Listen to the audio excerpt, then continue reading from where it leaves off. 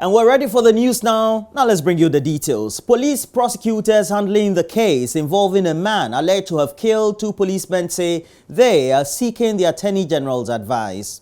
Eric Kojodria is alleged to have shot and killed the policeman Mohammed Awal and Michael Jamasi when they accosted him for refusing to heed to a signal to stop in traffic. State prosecutors on Monday urged the Kaneshie District Court to extend the warrant granted the police to continue holding the accused person in custody. There's more in the following report. The death of the two policemen in Budumbrem left many in shock, with calls for the police to be armed and given bulletproof vests to protect themselves. Eric Kojodria was on the run for days but was arrested in the eastern region and charged with murder.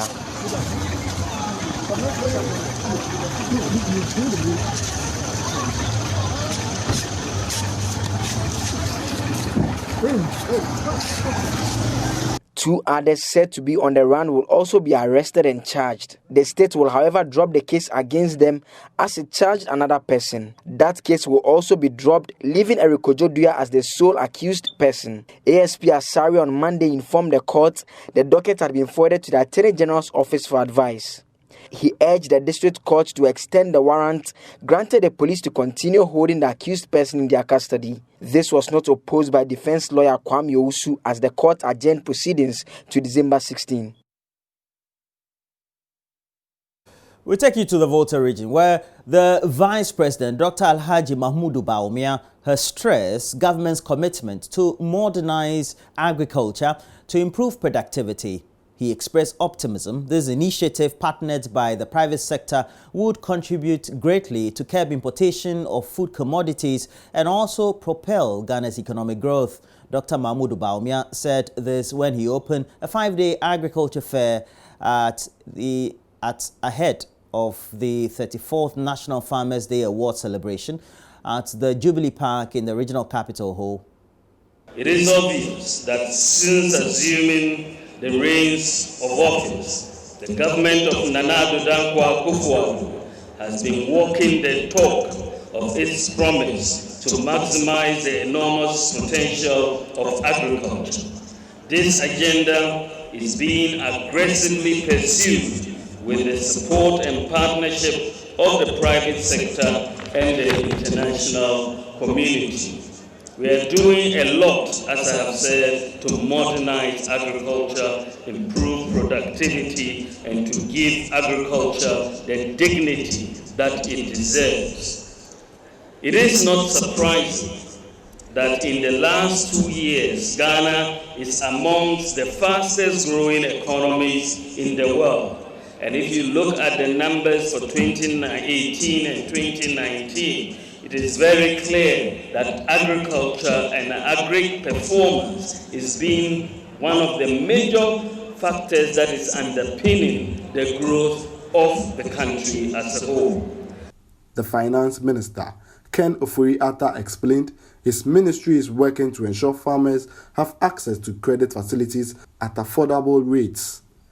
You all know the modern farming is really a business, and like all businesses, a modern farmer requires access to credit at an affordable rate. Unfortunately, less than 5% of bank credit in this country goes to agriculture.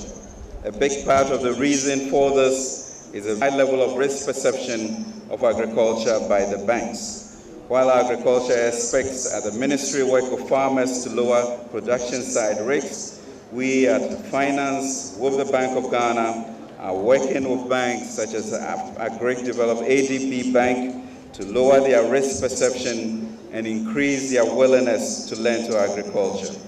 We are doing this principally through the Ghana incentive-based risk-sharing system for agriculture lending, GERSAL. GERSAL provides guarantees to banks when they lend to agriculture. This lowers the risk that banks associate with such lending and therefore makes them more willing to lend and also at their lower interest rates. The Minister for Agriculture, Dr. Owusu Efiye Akuto, indicated efforts are being made to furnish farmers with the appropriate resources to enhance their productivity. We are consciously creating a paradigm shift by moving away from the traditional mindset of subsistence agriculture to making agriculture a commercially viable enterprise. The agenda is to reap the full benefits of agriculture by unlocking all opportunities. Strategic objectives include increasing yields of our stables, that is the productivity gains, diversify our crops to generate more foreign exchange for our country, promoting livestock production and supporting farmers through the provision of modern farm equipment and machinery suitable for smallholder agriculture. We are also providing improved essential services through capacity building to ensure that agriculture responds to the need of the times. The Volta Regional Minister, Dr. Archibald Lecha, therefore urged the citizenry to identify agriculture as a business venture. Dr. Chairman, distinguished ladies and gentlemen, as a people, we need to begin to change our perception of undertaking farming as a culture and venture into it as a business. When we do that, we will be able to meet our full food requirements to feed our citizens and industries as well as for export. In addition, we will not only be eliminating poverty, but also be heading towards the achievement of accelerated growth and development and the creation of jobs for our unemployed youth, in line with government's agenda for creating prosperity and equal opportunities for all. The 5-day agricultural fair is expected to serve as a platform to showcase emergent farming technologies and bring together industry players to exploit new opportunities. Reporting for Joy News, Fred Kwame Asari. Well, from the Volta region, let's take you to Ashanti, where the refurbished Rotary Park in Kumasi has reopened fully for business after completion of work. Major development at the modern amusement park includes addition of a dome, swimming pool, an eatery, and activation of the dancing fountain. Well, even after or under renovation, the park recorded between 200 and 300 visits daily, and managers also expect the numbers to triple subsequently. My colleague Ohimi Nteria has more in the following report. New managers, Gold Print and Allied Services, has spent thousands of cedis to upgrade the park and warned security agencies and the media to experience the new order. Isaac Owusu is the chief executive. We are taking off this coming Sunday. So we want to tell them we are ready and show them what we have. And then the police are going to take care of us. So we want them to come and see here, and then they will take care of us.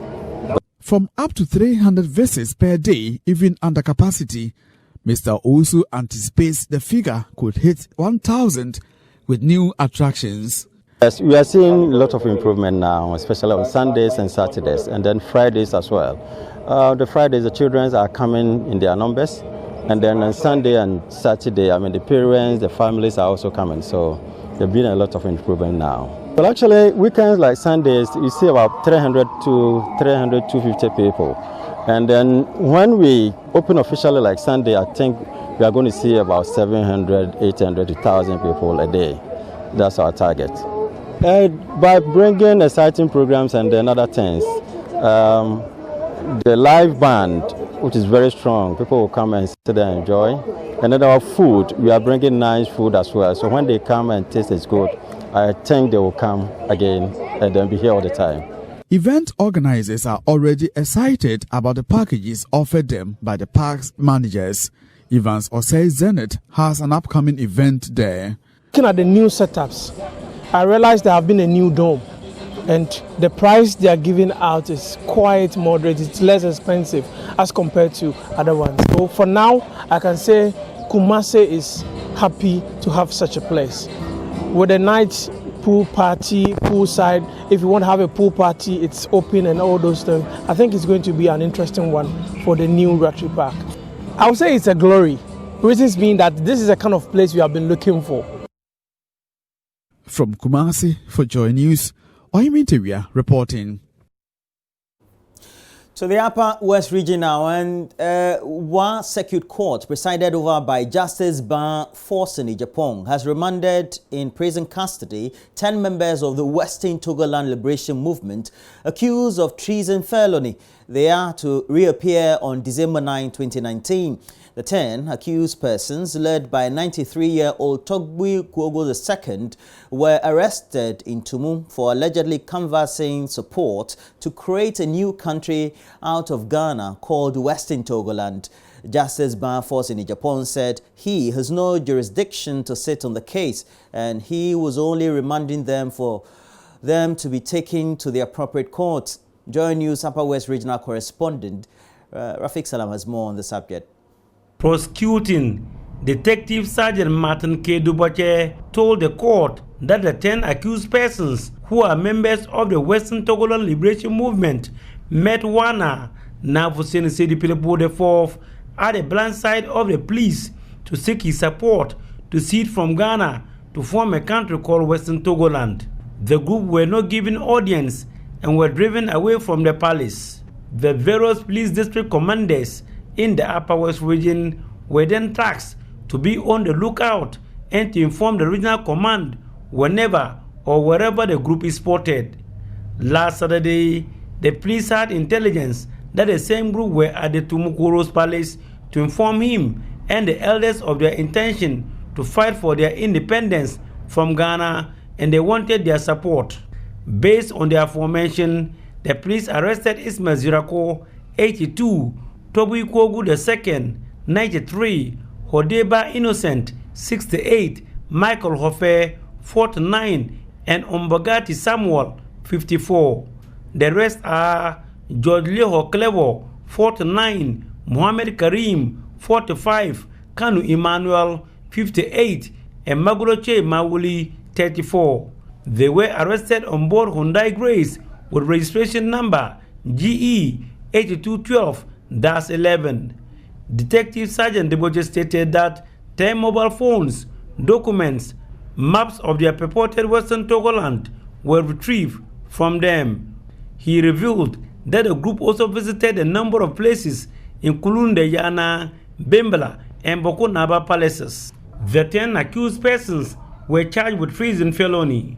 Detective Sergeant Deboche prayed to the court to remand the 10 accused persons to enable them continue with their investigation, since the 48-hour stay at the police cells will expire today. Based on the submission of the prosecutor, Detective Sergeant Martin Duboche, the Wasekud Court Judge, His Honor Justice Ba Forsen Japan, remanded the 10 accused persons into police custody and to appear on December 9, 2019. He however stated that he has no jurisdiction to sit on the case. He was only remanding them for them to be taken to the proper court.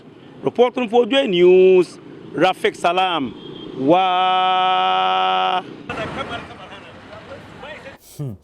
Well, we have to end the news, but before we go, let's look at this. Call it a tale of two schools, and you definitely would not be far from right. The Juba Senior High has two campuses. Now, the West and East campuses. Majority of students there are staying in the Western campus, while they also have their classes in the East. So students staying in the West on daily basis walk close to about 2 kilometers just to have lessons at the eastern side. Now, to add, looks like some difficult, or in a certain perspective, insult to injury, they arrived at the eastern campus, and definitely because they're tired, cannot concentrate on classes. Headmaster of the school, Baro Primus, at the climax of the school Silver Jubilee celebration, is of the belief that if government completes a 2-story building that was started way back in 2014, they would have better respite. The idea of setting up the Juba Senior High School was born out following a meeting by the Juba Area Development Youth Association, JEDA, in the mid-80s. The school, which was established in 1994, has a total population of 1,280 students. Close to half of the school's population are boys and are accommodated at the old campus of the school. They shuffle on daily basis from the old campus to the new campus for academic and other extracurricular activities at the launch of the school Silver Jubilee celebration under the theme 25 Years of Strive to Decent, Dignified and Excellent Academic Laurels. The role of stakeholders, headmaster of the school, Primus Barrow, spoke of the success chalked since its establishment. Despite the success chalked by the school over the years, Mr. Primus was blunt in enumerating the challenges they are grappling with. All the male students are still housed at the old campus and are forced to shuttle daily between the various campuses for school activities. This puts a lot of stress on the students, aside the security threat and disciplinary challenges that this arrangement poses. There is a Get Fund Boys Dormitory project, which is at the last stage of completion, right at the extreme south-eastern part of the campus.